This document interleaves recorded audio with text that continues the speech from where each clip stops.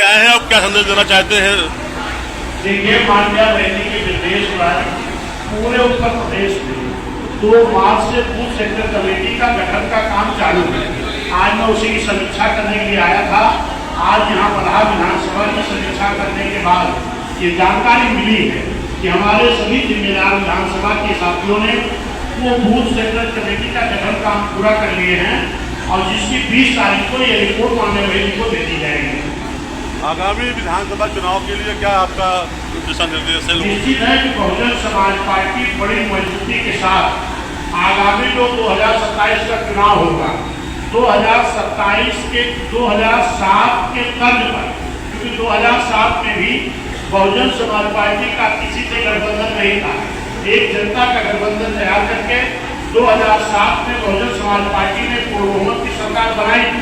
फिर उसी तर्ज पर 2027 में भी हमारे बूथ सेक्टर के पदाधिकारी, हमारे जिले के पदाधिकारी, मंडल के पदाधिकारी और हमारे जिम्मेदार साथी जो बिना पद के भी मूवमेंट में लगे, ये सभी लोग हर बूथ पर एक जनता का गठबंधन तैयार करेंगे, जिसमें खास तौर पर एससी समाज, एसटी समाज, ओबीसी समाज और मुस्लिम समाज और कुछ न्याय पसंद ब्राह्मण क्षत्रिय वैश्य समाज के लोगों को साथ में लेकर के एक जनता का गठबंधन तैयार करेंगे। इसी जनता के गठबंधन के बल पर आने वाली 27 में पूर्ण बहुमत की सरकार को पूर्ण बहुमत का मुख्यमंत्री बनाने का काम करेंगे। कांग्रेस पार्टी की तरफ से वोट चोरी का अभियान लगाया जा रहा है, इस विषय पर आपका क्या कहना? देखिए, आपको हो सकता मालूम ना हो, 2017 में माननीय बहन जी के निर्देश पर पूरे उत्तर प्रदेश में, पूरे देश में ईवीएम के खिलाफ जिला मुख्यालय पर धरना किया गया था। उस वक्त यही कांग्रेसी समाजवादी के लोग हम लोगों का मजाक बना रहे थे, हम लोगों के साथ नहीं खड़े हुए।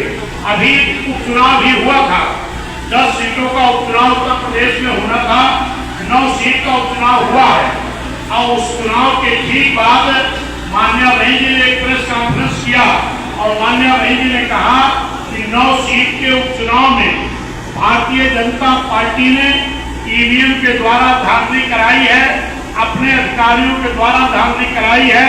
अगर इस बात को चुनाव आयोग संज्ञान में नहीं लेता है तो आगे से हम चुनाव नहीं लड़ेंगे। और इसी का नतीजा रहा कि एक सीट का चुनाव 10 का होना था, 9 का हुआ था।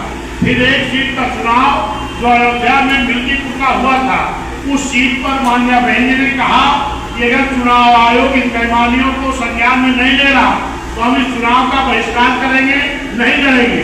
उस वक्त भी ये कोई लोग भी बहन जी के साथ नहीं खड़े हुए और आज चाहे वो एनडीए गठबंधन के लोग हों जो 38 दल लेकर के चल रहे हैं, चाहे इंडिया गठबंधन के लोग हों जो 28 दल लेकर चल रहे हैं, इन लोगों की आपस में एक मिला भगत है, इनकी मिली भगत है। हम उससे मतलब नहीं रखते हैं। हमारी नेता माननीय बहन जी हर मुद्दे पर अपने तरीके से हम लड़ाई लड़ते हैं और वो लड़ते हैं।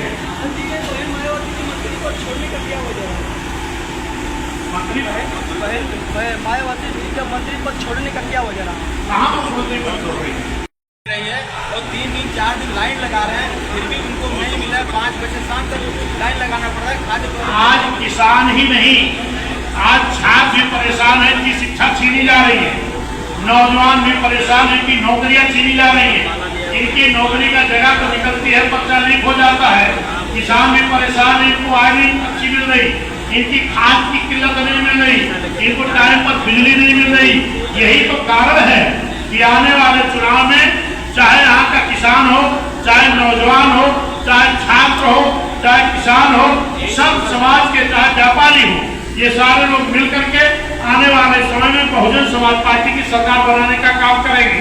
इसी कड़ी में आज भारतीय जनता पार्टी को छोड़ करके माननीय विकास वर्मा जी, जो हमारे एक जिला पंचायत सदस्य राजेंद्र वर्मा जी के बेटे हैं, और इधर पंकज वर्मा पूर्व प्रधान महामंत्री किसान डिग्री कॉलेज के हैं, अजय कुमार वर्मा जी हैं, सपा छोड़कर आए हैं।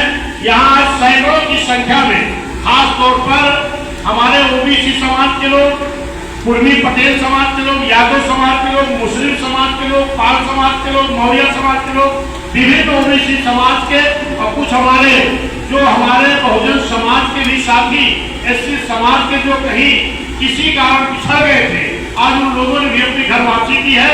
आज सैकड़ों की संख्या में समाजवादी भाजपा छोड़ करके जिन लोगों ने बहुजन समाज पार्टी की सदस्यता ग्रहण किए हैं, उनका भी हम बहुत बहुत स्वागत करते हैं, अभिनंदन करते हैं। और उनका बहुजन समाज पार्टी में पूरा मान सम्मान का ख्याल रखा जाए।